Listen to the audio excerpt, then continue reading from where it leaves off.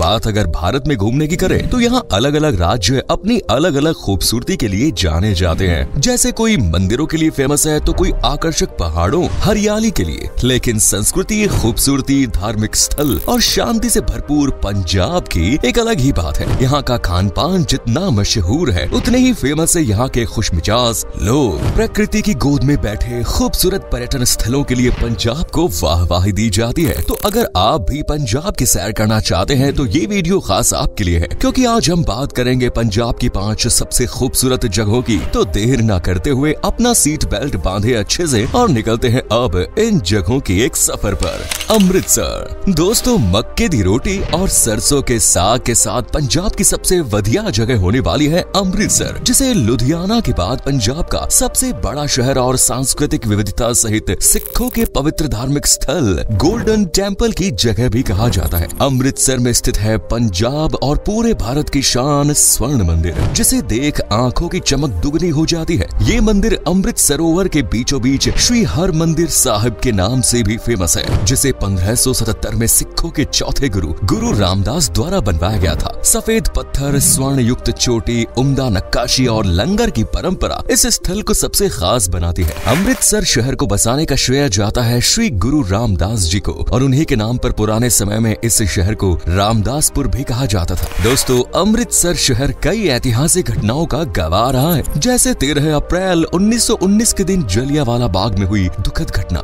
जलियांवाला बाग आज पर्यटकों के लिए एक आदर्श पर्यटन स्थल बना हुआ है। यहाँ आपको एक कुआं देखने को मिलेगा, और ये वही कुआं है जिसमें जनरल डायर के सैनिकों की गोलियों से बचने के लिए सैकड़ों लोगों ने कूदकर अपनी जान गंवा दी थी। अगर आप जलियांवाला बाग जाते हैं तो यहाँ सुबह 8:30 बजे से शाम के 7 बजे तक घूमने की परमिशन है। बचा कुचा इतिहास आप विभाजन संग्रहालय यहाँ भी देख सकते हैं, जहाँ 1947 में भारत और पाकिस्तान के विभाजन का पूरा इतिहास समाया हुआ है। इसके बाद आप अमृतसर में अकाल तख्त गोबिंदगढ़ किला, जहाँ आज भी 25 तोपें रखी हुई हैं। साडा पिंड, जो अमृतसर शहर से 10 किलोमीटर की दूरी पर है और जहाँ ढोलक बजाती महिलाओं से लेकर चारपाई, बाग, पेड़, हरियाली सब कुछ है, वहाँ भी आप घूम सकते हैं। और फिर भगवान वाल्मीकि तीर्थ स्थल, दुर्गा मंदिर, माता लाल देवी मंदिर और अंत में वाघा बॉर्डर भी तो है। वहीं शॉपिंग के लिए हाल बाजार, कटरा जयमहल सिंह मार्केट, शास्त्री मार्केट और भी कई बाजार हैं। मतलब अमृतसर आपको बिल्कुल भी निराश नहीं करेगा। Next is Chandigarh. दोस्तों, पंजाब की दूसरी सबसे आकर्षक, ऐतिहासिक, सुंदर और फुल पैसा वसूल जगह है चंडीगढ़, जिसे पंजाब सहित हरियाणा की भी राजधानी होने का गौरव प्राप्त है। एक शहर और 2 राज्यों की राजधानी, इसी से आप अंदाजा लगा सकते हैं कि चंडीगढ़ कितना खास है। जहाँ के रोज गार्डन में 825 प्रजातियों से भी ज्यादा के फूल, 32,500 अलग अलग तरह के पेड़ पौधे, और वो शहर भला पर्यटकों को निराश कैसे कर सकता है। इसके साथ ही यहाँ का रॉक गार्डन तो दिल को अलग ही सुकून देता है। देवदास के चेहरे पर भी मुस्कान ला दे ऐसा है चंडीगढ़ शहर, जिसे अपना नाम भी माँ चंडी के आशीर्वाद से मिला। दरअसल चंडीगढ़ में एक धार्मिक स्थल है जिसे माँ चंडी का मंदिर कहते हैं, और माना जाता है कि चंडीगढ़ को अपना नाम इसी धार्मिक स्थल से मिला है। दिल्ली से सिर्फ 245 किलोमीटर दूर तक अपनी गाड़ी को बढ़ाना है और आप चंडीगढ़ की सुखना झील तक पहुंच जाएंगे, जो इंसानों के हाथ की बेमिसाल कारीगरी का नमूना है और चंडीगढ़ के सबसे पसंदीदा टूरिस्ट स्पॉट्स में से एक है। ये झील शिवालिक पहाड़ियों के तल पर स्थित है, जहाँ के खूबसूरत नजारे अक्सर लोगों को ये कहने पर मजबूर कर देते हैं, काश मैं यही रुक जाऊं। ऐसी ही खूबसूरती फन सिटी वाटर पार्क में बिखरी हुई है, जिसे उत्तर भारत के सबसे बड़े वाटर पार्क्स में से एक माना जाता है। यहाँ पानी से जुड़े एडवेंचर जैसे स्लाइड और राइड भी कर सकते हैं। साथ ही यहाँ बड़े activity pool, wave pool, splash pool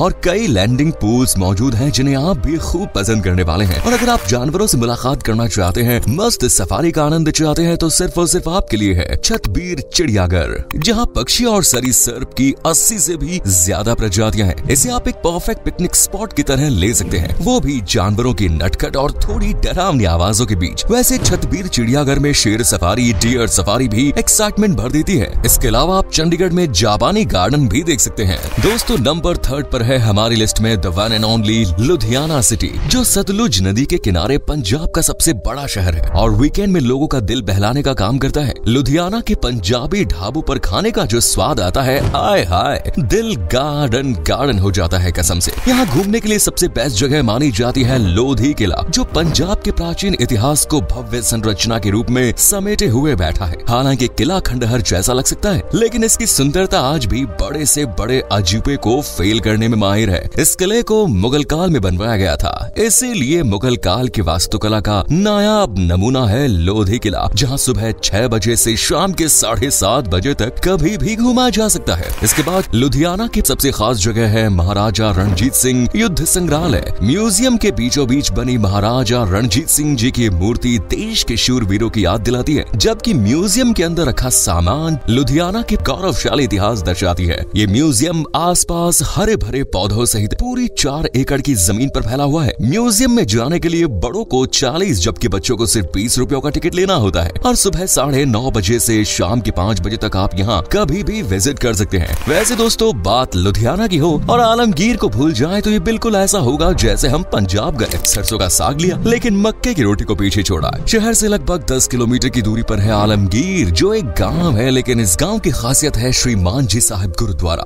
gurdwara में मौजूद श्री मांझी साहब का लंगर हॉल सभी सिख धर्म स्थलों के सबसे बड़े लंगर हॉल्स में से एक है, जहां एक बार में सैकड़ों लोग बैठकर गुरु का प्रसाद खा सकते हैं। आलमगीर गुरुद्वारे में आकर एक अलग ही शांति, सुकून और चैन सा मिलता है, जो कहीं और शायद ही मिले। यही कारण है इसे पर्यटन के साथ साथ एक तीर्थ स्थल के रूप में भी जाना जाता है। इसके बाद आप जा सकते हैं नेहरू तारा मंडल। एक साथ 80 लोगों के बैठने की कैपेसिटी वाले इस तारा मंडल को 1987 में स्थापित किया गया। इनके अलावा लुधियाना के फिल्लौर किला, हार्डीज, वर्ल्ड मनोरंजन पार्क सहित कई अन्य जगहों की सैर भी की जा सकती है। नंबर 4 पर है जालंधर शहर, जिसे कई ऐतिहासिक और धार्मिक स्थलों की नगरी कहे तो कुछ गलत नहीं होगा, क्योंकि यहाँ शहीद आजम सरदार भगत सिंह स्मारक जैसे म्यूजियम्स हैं, तो तुलसी मंदिर भी शहर की धार्मिक एकता का अनूठा संगम हर किसी को भा जाता है। इसे पंजाब की सियासी राजधानी भी कहते हैं, जिसका इतिहास भी बड़ा रोचक है। कहते हैं कि जालंधर राम के पुत्र लव की राजधानी हुआ करता था, जबकि पौराणिक कथाओं के अनुसार यहाँ जालंधर नाम का एक राक्षस हुआ करता था, जिसके नाम पर ही जालंधर का ये नाम मिला। खैर, इतिहास चाहे जो भी रहा हो, लेकिन जालंधर का वर्तमान बड़ा रोचक है, क्योंकि शहर कई पर्यटन स्थलों से सजा हुआ है,